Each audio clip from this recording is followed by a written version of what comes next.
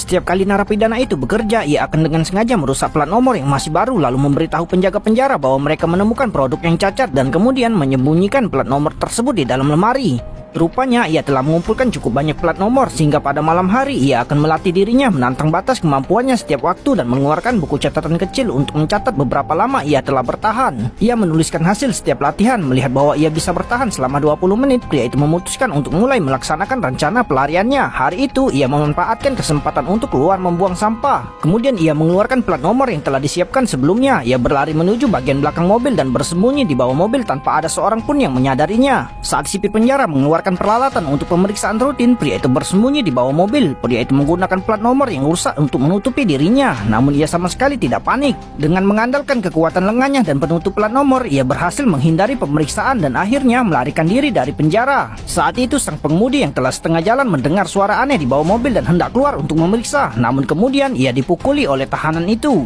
Pada saat yang sama, pria di ruang medis muncul dengan ide yang berani setelah mengetahui rekannya berhasil melarikan diri dari penjara. Saat dokter itu sibuk menjawab telepon, ia segera mengambil kain kasa dan memasukkannya ke dalam bajunya, lalu pergi ke ruang peralatan dan mencuri sebuah kotak. Setelah kembali ke sel, pria itu meremas beberapa tisu toilet untuk membuat sumbu sederhana, mengeluarkan peniti curian dari bawah tempat tidur dan menunggu pemadaman listrik. Arus kuat itu langsung membakar sumbu tersebut dan ia segera menggunakan api untuk membakar tempat tidur. Tapi pria itu masih merasa hal itu belum cukup sempurna, jadi ia menggertakkan giginya dan mulai melukai lengannya. Setelah melakukan semua ini, pria itu mulai berteriak minta tolong. Penjaga bergegas ke tempat kejadian untuk memadamkan api dan pria itu dibawa ke ruang medis sesuai keinginannya. Saat para penjaga sedang sibuk memadamkan api, pria itu memukul dokter hingga pingsan lalu memindahkan lemari besi dan merangkak ke dalam saluran ventilasi. Sebelum pergi, ia tak lupa mengembalikan lemari itu ke keadaan semula dengan hati-hati. Karena pipa itu sempit, ia hanya bisa merangkak maju. Melihat dirinya hendak kabur dari penjara, ia pun segera mengeluarkan kain kasa yang sudah dipersiapkan sebelumnya, menuliskan slogan-slogan demo di atasnya, lalu memberanikan diri menaiki tangga menuju luar penjara.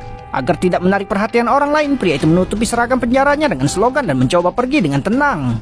Tanpa diduga, ia bertemu dengan seorang wanita yang menyuruhnya untuk bergabung ke depan. Namun tanpa sengaja, ia mengetahui rahasia pria itu. Melihat hal itu, pria tersebut langsung menutup kepala wanita itu dengan kain, kemudian memukulinya secara bertubi-tubi dan akhirnya pergi.